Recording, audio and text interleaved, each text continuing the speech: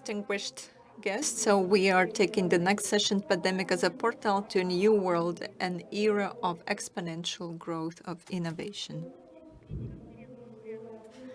So we'll speak with Nobel Prize winner Richard Attias and Chief Executive Officer of IoT for Technologies, Rania Hotait, the moderator Aizhan Ismailova, doctorate student in the Kazakh Agro-Technical University. My name is Marat Birimzhan, and I will be co-moderating with my colleague Aizhan Ismailova for our next session today, which is about the pandemic as a portal to a new world, an era of exponential innovations. And we are truly blessed and very grateful today to have with us such high-profile speakers with great vision to empower governments, corporations, and civil society to lead, inspire, and drive impact on a global scale with us today. And we thank the organizers for such a wonderful opportunity so that our high-profile guests and speakers can exchange and share their views and provide us with very, very valuable insights on what's going on today. So with that, I will give the pleasure and honor of introducing our speakers for our session today to my colleague Aizhan. Good evening, everyone. So I will start with our esteemed speaker, Ms. Rania Hotait, who is a founder and a former CEO of ID4A Technologies, a company whose cutting-edge developments have been revolutionizing manufacturing processes and creating significant environmental, social, and economic impact worldwide. Besides that, Rania is also a multi-award-winning serial entrepreneur, impact leader, author, advisor, and sought-after leadership consultant who guides innovation transformation, human development, and business growth for companies around the world.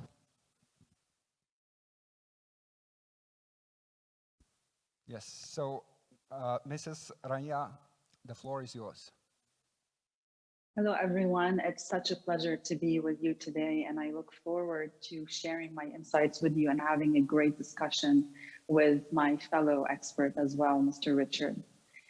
I want to speak about exponential technologies from the point of view of investment and also from the point of view of organizational leadership. Throughout human history, progress has been linear, and new innovations took decades to evolve in past centuries. But the path to humankind's progress changed, and the world entered an exponential era in which technological innovations are rapidly advancing and industries are constantly on the brink of disruption, which means that technology is moving much faster than we are, much faster than our societies. And for us to adapt to such highly accelerated rates is becoming critical for our survival. The coronavirus pandemic is, as we all know, is a multi-level crisis that has disrupted industries, organizations, and societies across the globe. And it has made an immediate and a long-term impact on business strategies and on global economies at large. So what happens when a multi-level crisis, such as the coronavirus pandemic, meets the unpredictability and the accelerated speed of exponential growth? We start to see unique opportunities for transformation emerge, and new technological innovations on the exponential curve start to explode and spread quickly without any previous indication whatsoever. And that's been marking the progression in the 21st century. Some of the exponential technologies that surround us today include 3D printing, robotics, artificial intelligence, augmented and virtual reality, biotech, nanotechnology, quantum computing systems, autonomous vehicles, just to name a few. There is many more. But despite the remarkable progress that we have made so far, the COVID-19 pandemic revealed that more needs to be done when it comes to leveraging exponential technologies to propel the human race forward. And there has been hundreds of bankruptcies in various industries. We've seen many valuable corporations as well making a lot of profit. Some have been able to do so because of layoffs, and others remain profitable through organizational innovation. So what is organizational innovation? Organizational innovation is complex, but it's mainly composed of three main components that I would like to discuss. Number one is drivers and determinants of innovation. Two is the process of ideation, development, and implementation of the innovation. And three are the outcomes of innovation.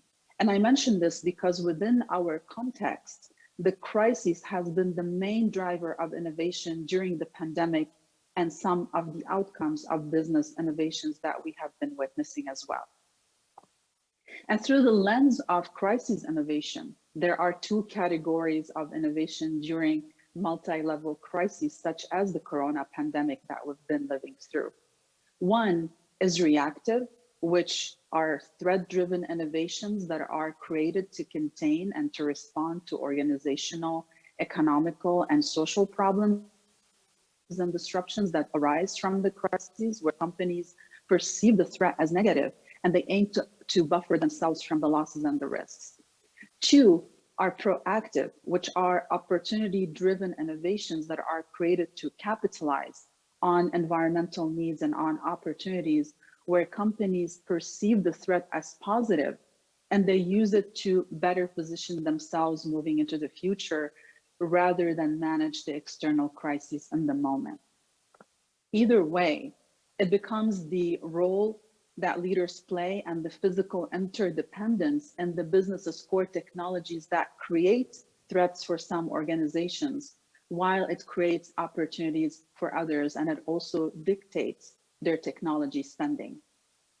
Before the COVID-19 pandemic struck, technology leaders across industries were already steadily increasing their budgets for technology spending to transform business processes and models and strategies. However, businesses' approach to technology investments and capital allocation practices have undergone a massive shift in the past 2 years. For proactive companies that I just mentioned, the pandemic was more of an accelerator rather than an obstacle. And their proactive leaders used the crisis to make their organizations better. They quickly recalibrated technology investments, and in many cases, they rushed existing investments, whether to launch digital transformations or new workforce access models, or to update their customer interaction technologies. In general, the crisis has provided all of us with unique opportunities to innovate, to produce, to modify, and to adopt new value-added products and services and processes and management systems and markets. Most importantly, it allowed us to rethink how we can maximize impact of technology, additional technology funding and budgeting and investment processes that prioritize cost efficiency absolutely clash with the concept of organizational agility and cross-functional teams and iterative sprints and all the new ways of working that prioritize innovation and growth and customers' experiences. And if we look at history, history suggests that companies that invest in innovation through a crisis always perform peers during the recovery. According to a study conducted by McKinsey & Company on the 2007-2008 global financial crisis, not only did through crisis innovators perform peers in the crisis by 10%, but they also outperformed the market by upward of 30% in post-crisis years. So whether we're leading technology vanguards or we're baseline companies, we will be all faced with rapidly changing business, economic, and geopolitical environments. And we should find ways to quickly pivot, relocate funds, and reprioritize investments, because exponential technologies will continue to have profound implications for our lives, and we can expect to see remarkable progress and inventions that propel humanity forward. But we must be prepared. Most importantly, leaders now have the opportunity to be proactive leaders and to create long-lasting change in how they approach technology investments, to increase enterprise agility, and to be prepared to effectively leverage the awe and the scale of exponential technologies so we can build a better and more robust future for all of us. Thank you. Thank you very much, Mrs. Rania. So you really gave us a very great overview of what's going on in the innovation space. You talked about the organizational innovation. You talked about the needs and threats and the opportunities. So thank you so much for giving us those insights. So we would have a dedicated time for Q&A afterwards. But first, please allow me to introduce our next speaker, Mr. Richard Attias, who is actually the creator and I believe the brains behind of some of the really high-profile global events like the New York Forum, like the Davos Forum, where Mr. Attias, he has been the executive producer since 1995 to 2008. And Mr. Attias, he's currently the executive chairman of Richard Attias and Associates. He's the founder, as I mentioned, of the New York Forum and the co-founder of the Global Clinton Initiative and the Nobel Laureates conferences. So he currently serves also as the vice president for the Cecilia Attias Foundation for Women, which supports nonprofit organizations dedicated to promoting women's well-being and equality worldwide. So Mr. Attias, thank you very much for all your invaluable help and mentorship even towards making the Nobel Fest happen. And we're very, very extremely grateful and happy to have you here with us today. Please, with that, Mr. Richard Attias, the floor is yours. Thank you. Thank you very much, and thank you for having me.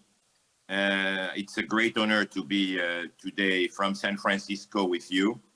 This could not happen without technology, of course. But what can I say after amazing speech from Rania? So I will take a different angle, if you allow me. We all agree that technology is moving very fast. We all agree that technology is creating almost a race against who? I would say against our humanity, against our people.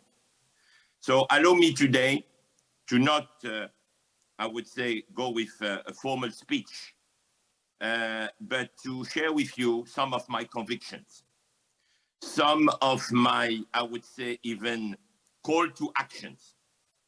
Rania said something very important. Humanity, us people, should be very cautious and we should be prepared. Her last word about leaders also who should be prepared is absolutely fundamental.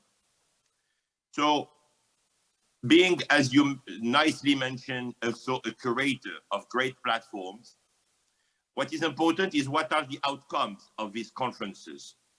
So allow me to bring a modest contribution of what I think we should leave this great conference, and congratulations again, with some ideas, some thoughts, which are important. Number one, we are living in a very divided world. Technology, yes, is everywhere, but in fact, it's not everywhere. Billions of people cannot benefit from technology. We should be very cautious of not creating more and more fractures, more and more divided world. And I'm thinking about the continent where I was born, Africa. 1.2 billion people lived in Africa. 2 billion by 2050, which is tomorrow. 70% of these people are under the age of 25. They don't have access to technology. They don't have access at the level of technology that we have access in the modern world. When pandemic happened, 100 millions of kids were not able anymore to go to school, but they were not able to have online courses because no internet, because no computers. And this is something which we need to keep in consideration if we don't want to see more immigration, which will create wars, literally wars, because all these people who are potentially desperate because they cannot have access to knowledge, access to education, they will not have jobs. So what they will do? Sorry to say that some of them will be a great target for terrorism and extremism people who will promise to them a better world. So what are our duties? Our duties is to help these countries, these people, to have access to technology. Because yes, as Rania said, technology is mandatory. It's a non-choice. This is the world where we'll be living.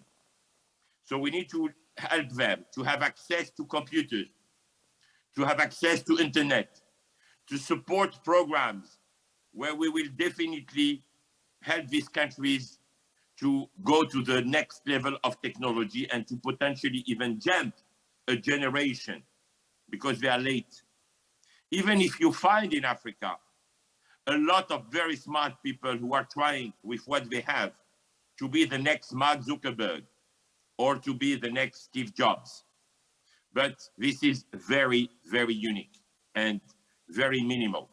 So number one, let's build an inclusive world. Please, please, Nobel laureates, you are very smart. You are the wisest people in the world. Your voice should be heard. Your voice should be heard also for world leaders to build a more collaborative world and a more inclusive world. And technology can help for that. So let's work on technology for good. This is my first message, which is don't ignore the billions of people in our humanity which are left behind. The second message is to the young people, the young generation. I am concerned. I am concerned. Why? Because COVID-19 left something which is not good. What we are calling in America, and I am sure Rania knows about it, the phenomenon of the Great Resignation. Almost 30 million people, 30, left their job and resigned because they want a better life or a different life. And what is this better life?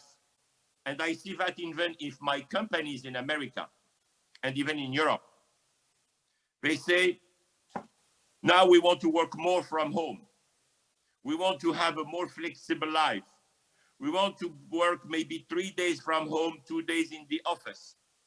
And we want to work in the world of technology because on the world of technology, we can decide if we want to work during the weekend or not. Anyway, we design our own work environment. I don't think that this is the future of work. We need to leave the message to the young generation that we need to continue to work hard. Nothing is granted. And everything which happened in the world, even progress, happened because we are together, because we are meeting every day together, because we are designing together, because we are building together, because we are brainstorming together. So please, don't think that you will build your life by being alone in this bubble.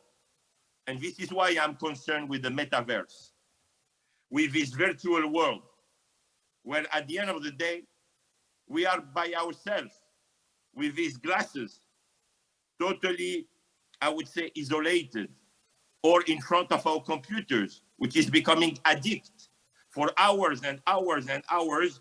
You are sharing some ideas with other people virtually, but you are alone.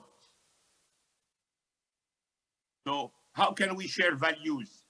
How can we learn from others if we are not together in the same room, in the same space, to challenge our ideas, to look our emotions, to have the eye contact? So please, young people, the young generation, you need to be together. You need to realize that the world is not to be only in your bubble. Nobel laureates will never create, will never invent what they invented if they were not in their labs with other colleagues, a teamwork to try to find until they found. The Nobel laureate of peace will never get this prize of peace if they were not fighting with others, traveling, fighting to make a better world. So my second message is, yes, technology is great, but please don't become totally addicted and don't leave technology to take your soul. Second message. My last and third message, because I prefer to have Q&A sessions, is everything we should do today, everything, individually, globally, world leaders, need to have an impact on humanity, a positive impact on humanity. And this is what I'm trying to do. Thank you for reminding my modest contribution to the humanity by putting people together. In fact, I am a civil engineer, but I realized very early that instead of building real bridges, I need to bring bridges between people. And by bringing bridges between people, this is how we will build a more tolerant world, a world with a lot of dialogues. So how can we have an impact on humanity? Third message. Definitely we can have an impact if we use technology, AI, robotics, and so far and so on, for good, for the benefit of sustainability, for the benefit of education, for the benefit of even building housing, affordable housing. Because, as I said, the world is divided and we need all together to work very hard at our modest contribution to be sure that all kids will have access to education, to be sure that women will be empowered, because women are representing almost more than half of our humanity and they have much less egos than men. This is why they are doing an amazing job. And this is why we need to support women all over the world, because they are the roots of families, the roots of our humanity. And this is very important to support and to empower women all over the world. And last but not least, yes, let's try to fight nonstop for better understanding and tolerance between us. And this is how wars will not happen anymore. Let's have wars in the metaverse world. Let's play war in games. And let's have a more stable and a more, I would say, optimistic world. Because, as I said, we still have a big fracture between the North and the South. And we need absolutely to make a shift. And conferences like yours will help us to have a better understanding about the different cultures. Technology, yes, but technology also to the benefit of sharing cultures, to understand the other civilizations, to understand our differences. 1 + 1 should make 3, not 1. Thank you very much. Happy. Thank you very much, Mr. Richard Attias. I absolutely admire the strength and gravity of your character, and thank you very much for raising such humane aspects of the events that we are seeing unfolding. So really, really great presentation and speech. And even I, for my own benefit and personal benefit, kind of learned some of the new things, and probably through your speech, I really got to know and pay attention to some of the areas that I did not before this event. So you absolutely rightly said that change is happening, but we must be cautious. You said that we live in a divided world, and it is difficult. And I admire your character for raising this and basically giving the floor in such a to that audience, that basically giving the voice to the voiceless, giving the opportunity of raising the opportunity so that technology will be shared with all people, all humanity. And of course, it's absolutely appalling that you've mentioned that 100 million kids, they did not have access to the school system, to the education system, even before pandemic. And with pandemic, unfortunately, their lack of opportunities or limitations, they have increased because they didn't have internet, they didn't have online courses, and therefore they're left behind. And I admire what you've mentioned also about the humane aspect of technology. We should never be addicted to that. We should learn how to use it for the good, for the common good, and we should learn how to share it better. Sharing is caring, as was once said. So in that, and I applaud your initiatives that you have done throughout your entire life and entire career by making bridges between people, with whether it would be the Davos Forum, whether it would be the New York Forum, gathering together, providing the platform for leaders, for society, for business, and for government to really make change and impact change.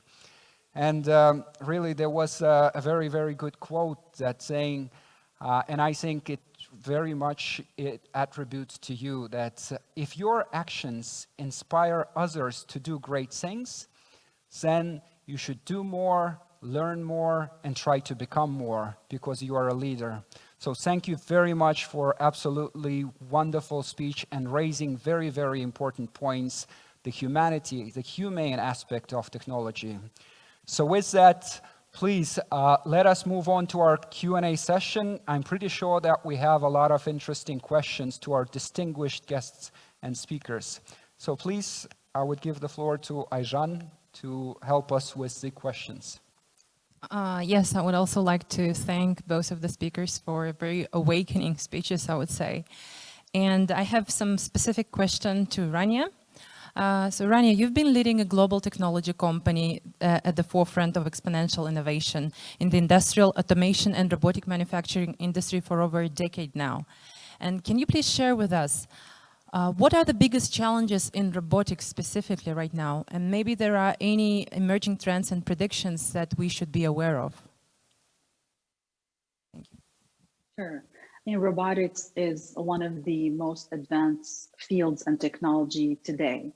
But and that is due to the fact that it incorporates a spectrum of other technologies like artificial intelligence, automation, and the Internet of Things, or IoTs. But the sector still has a long way to go.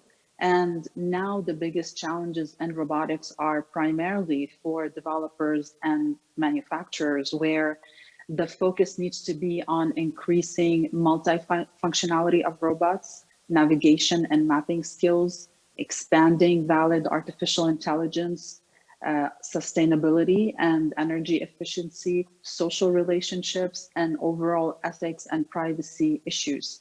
And once these challenges are overcome, then robots can advance and do meaningful work. That said, there are multiple emerging trends that businesses and organizations in the private and the public sector should be aware of. The first one is robotic process automation. Robotic process automation, or known as RPA, is a software that enables organizations to automate operational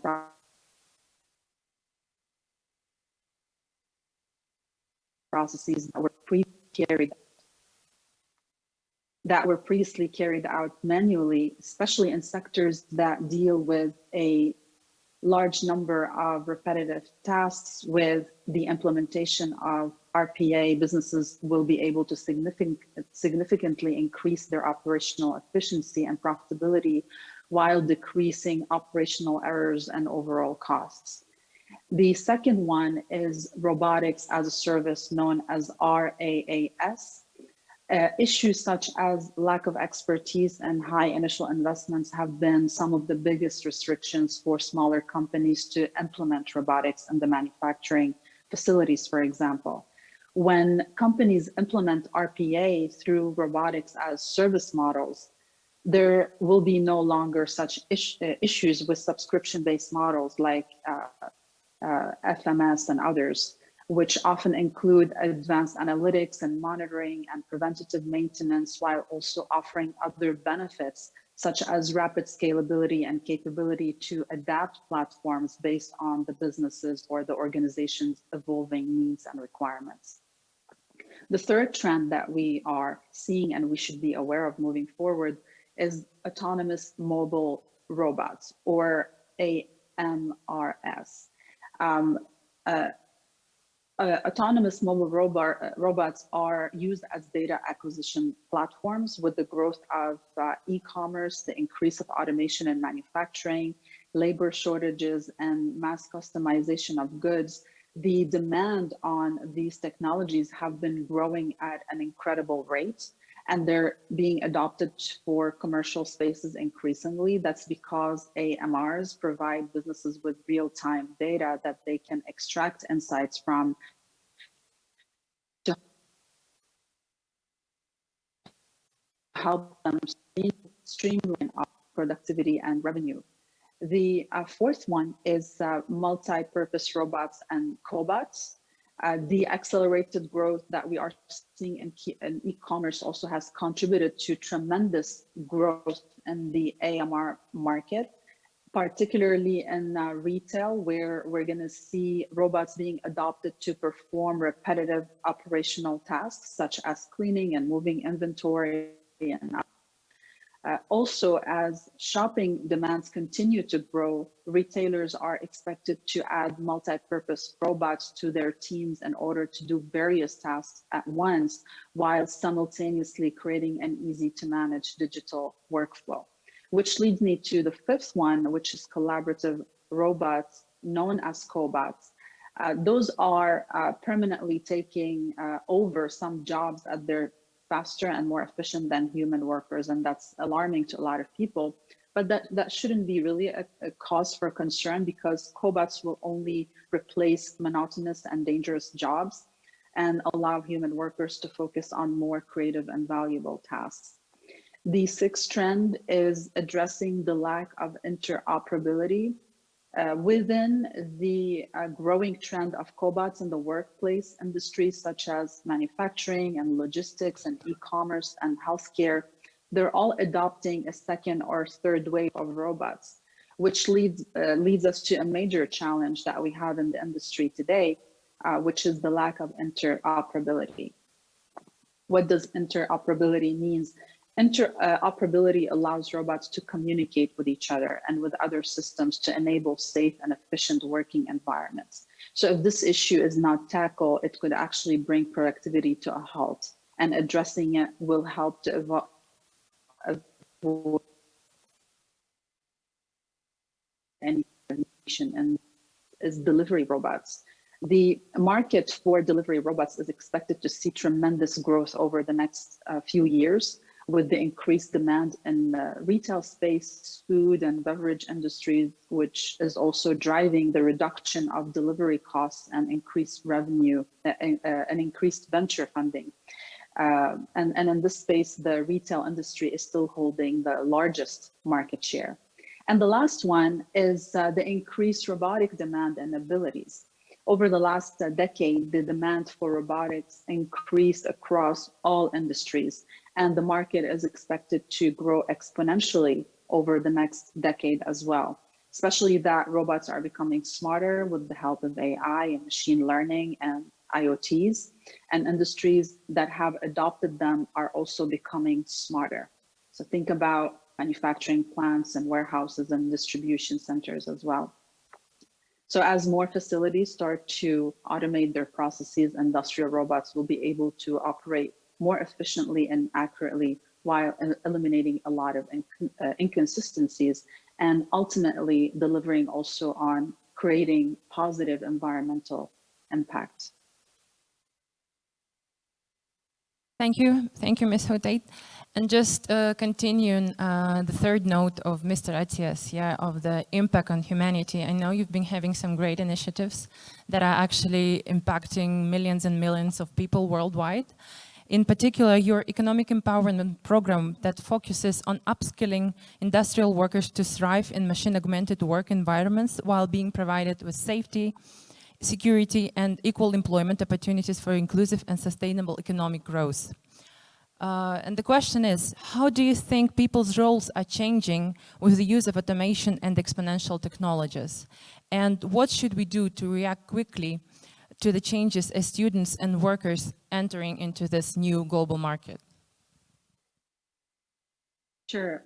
First of all, there are many misconceptions and common myths that are clouding people's understanding and obscuring the tremendous benefits that automation has to offer. And I want to clear this up, especially that the biggest fear that many people have is that automation will make most tasks redundant and that it will take all the jobs.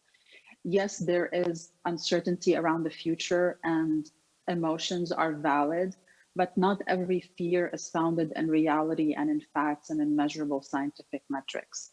And to be clear, such fear is not new. It's been around for hundreds of years, and it has emerged with every technological advancement that humanity has seen. However, if we also examine history, technology has never led to mass unemployment, and such predictions never manifested in reality. It's true that automation can replace most repetitive tasks, but it doesn't mean that businesses will get rid of employees or that people will be jobless or humans will become obsolete. Simply because people will always be needed to maintain and to update technologies and to handle more complex tasks that require human creativity and reasoning and intuition and inventiveness. Statistically speaking, if we look at the studies done by the World Economic Forum, they demonstrate that while a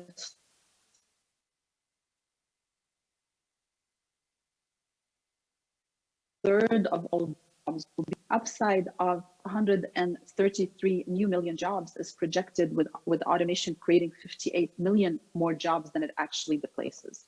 And that means that automation will take some jobs, but it will also create many new roles and the new economy that didn't exist before. So moving to your question in terms of how the roles will change, automation has already started to create new roles and employment opportunities.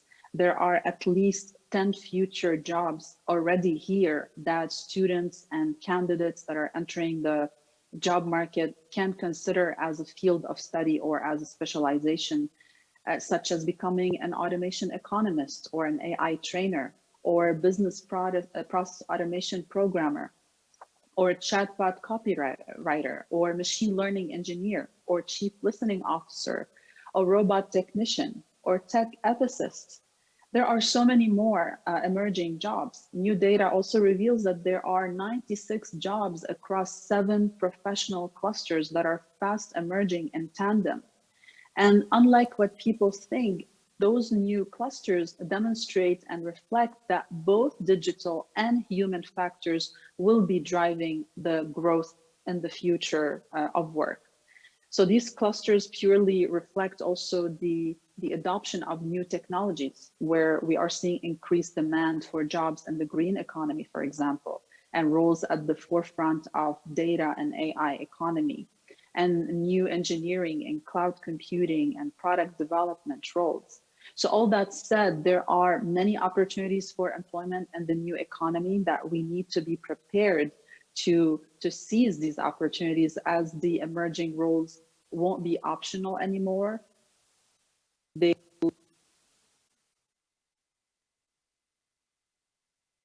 hope to everyone is that people with low educational attainment are going to be the most at risk with the ongoing shifts that are happening in automation. And I can't agree more with everything that Richard has mentioned, especially speaking of people in societies and in communities where they are underserved and they don't have access to education and resources. So this is a big problem that we need to take on in order to adapt quickly.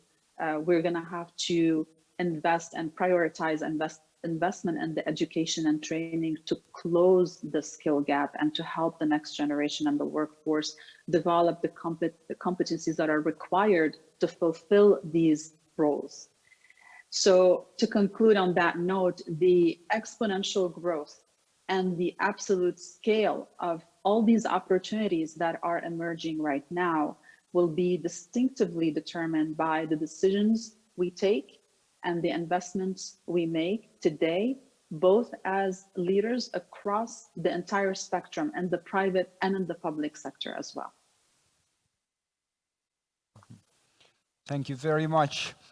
Mr. Richard, we have a few questions from the audience to you. First, if you allow me just to read out the ones that we received online, and then we give the floor to the audience here offline. So we have quite a few questions here, and being a management consultant myself, advising on corporate transformations, I'll try to group them in three categories: people, process, technology. So Mr. Attias, the first question is, you're an expert in the industry that has probably experienced strongest the impact on the pandemic because you specialize in bringing people together.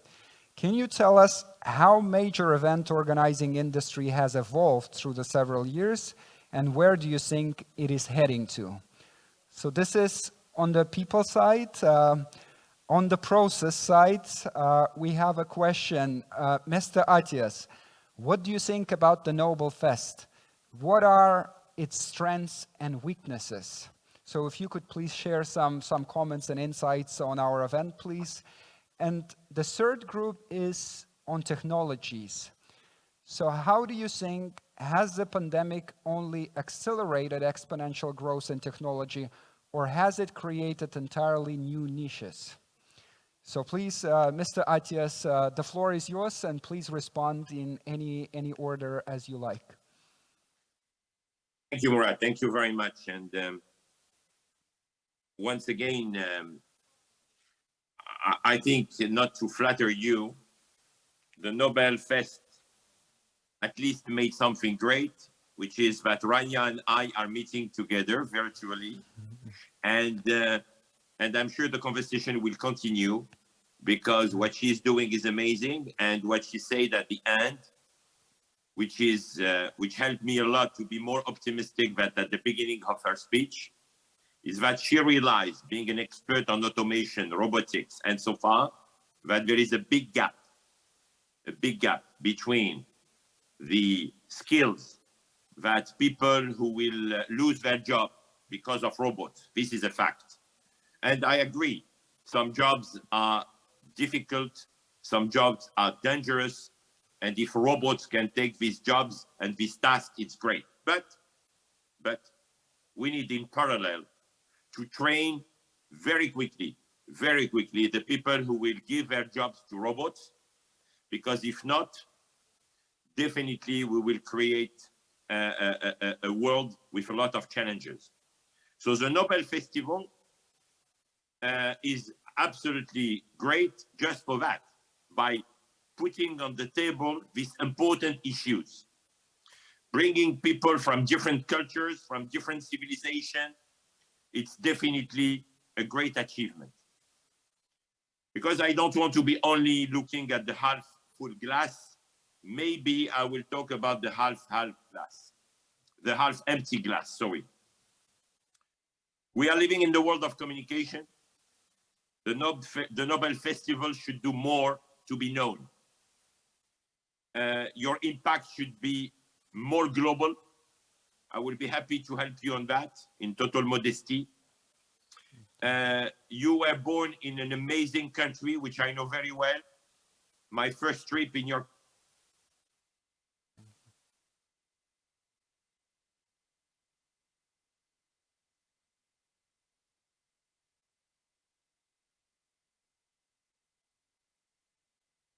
Mr. Attias, I believe we've lost sound just for a second there.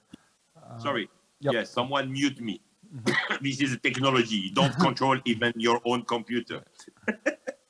So what I was saying is that You were born as an event in an amazing country.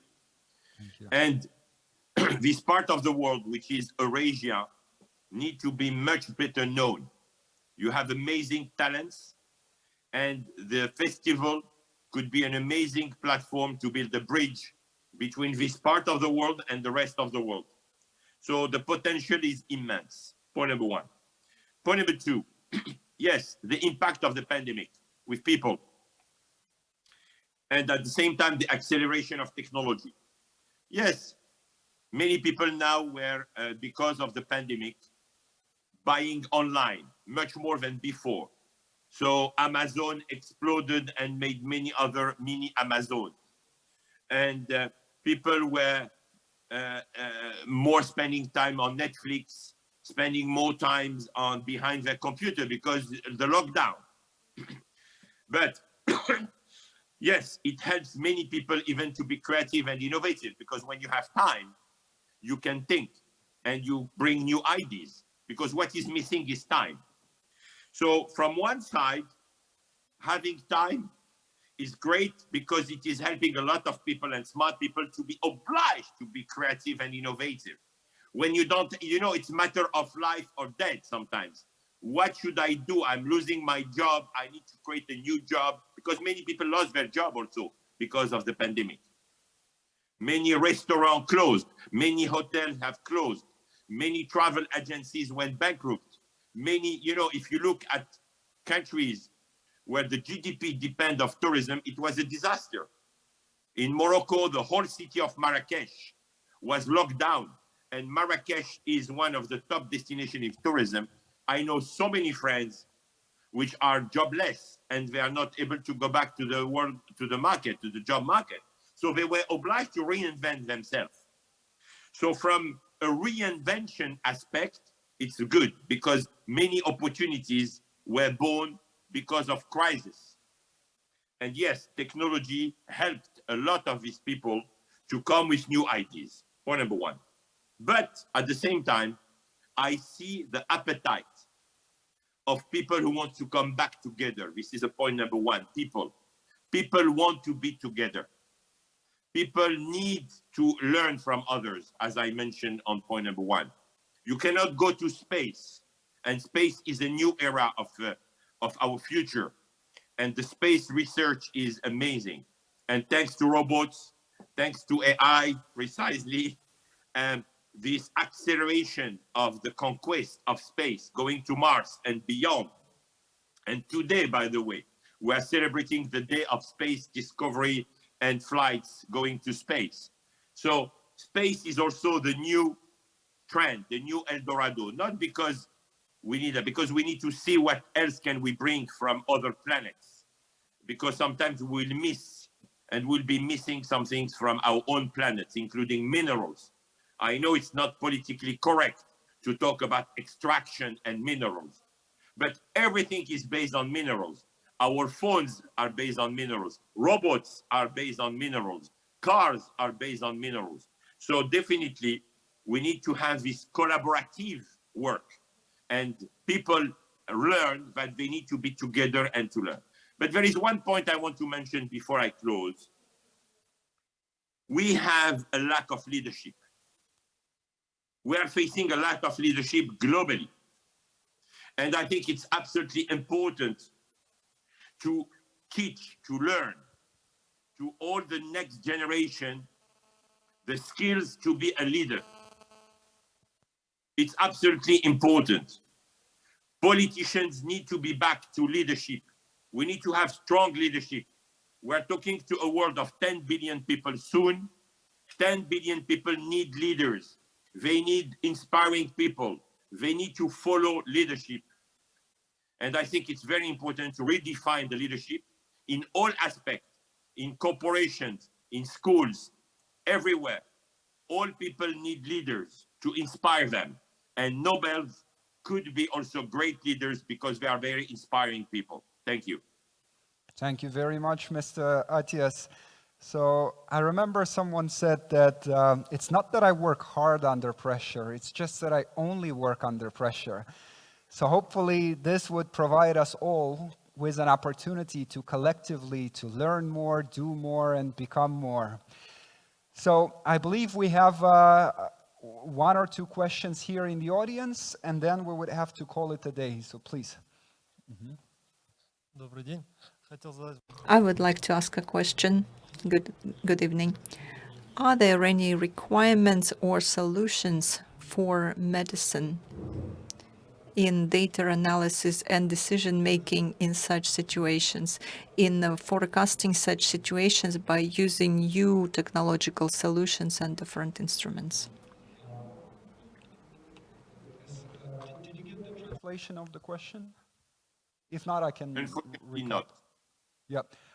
Basically, the question is about, do you know or can you share your insights on the requirements or existing solutions in the e-health that can analyze the data and basically make predictions that work? Yeah. Yeah, for example, collaborating artificial intelligence and the medical database, maybe special requirements needed developing for analyzing and prediction similar situations. I see. So the question is if you recommend any solution or requirements that have been developed with regards to diagnosing and doing predictive analytics in healthcare. So a very, very specific question. And I'm afraid after your answer, we will have to call it a day due to a very limited time. I can take that point if you want, because I am personally investing in many companies which are doing what we are calling the e-health or predictive medicine. The power of data is absolutely crucial. And the question, we cannot recommend one company, many companies, and I'm sure Rania knows that artificial intelligence is helping a lot on these areas. This is where AI for good has a great application. And let me give you just a basic example. You have so many radiologists today who are just looking at data from previous patients. And then when you have all this data and you look at the radiology which was taken, you can immediately come not only with some prescriptions, but also you can also make a very, very precise diagnostic. So definitely that data that we collect and we analyze could help us to come to a conclusion, to recommendation. And this process is absolutely ideal in e-medicine by having this, I would say, processes in place where you can even predict, thanks to your DNA, thanks to the genes, thanks to the family history, what potentially could happen to you and to help you to have preventive treatment. And I think predictive medicine is a big, big area where we should invest for the benefit of our humanity, because it could help any single of our people or the people of the citizen of the world before we become sick. Personally, I am a strong believer on predictive and preventive medicine. And this part of the world where you are is absolutely very well advanced. And I know many Russians, many people from Eurasia who are very well advanced in, I would say, technology and medicine. So I think, and Nobel laureates, I'm sure will support this. So my short answer is yes, invest in these areas. And this is definitely the future of healthcare and medicine. And also when we need to predict vaccines and to develop vaccines, these vaccines that we need for the next pandemics, God forbid, but we need to be realistic. Other pandemics will come. So we need to work on proactively on vaccines, thanks to data precisely. So this is the perfect match between technology and medicine. Thank you. Thank you very much for your great question, and Mr. Attias for your great answer. So predictive medicine is the future. Please focus on this as well. I'm sure we have a lot of students in the audience. So in total, we had almost 3,000 people connecting online. And hopefully some of the students took note of some of the things of some of the major trends that are happening that would not only impact their lives, but also impact their career choices and what to do, what to learn, where to invest. So thank you very much again, Mrs. Rania Hotet, Mr. Richard Attias, for making this panel absolutely wonderful and insightful and sharing not only your wisdom and experience, but also your character and your humanity. Thank you very much. Dear ladies and gentlemen, with that, we close our panel session for today and our forum for today. Thank you very much again for your active participation, and we will see you on the next panel sessions tomorrow and onwards. Thank you very much. Thank you. Thank you, Marat, and thank you all. Thank you. Thank you.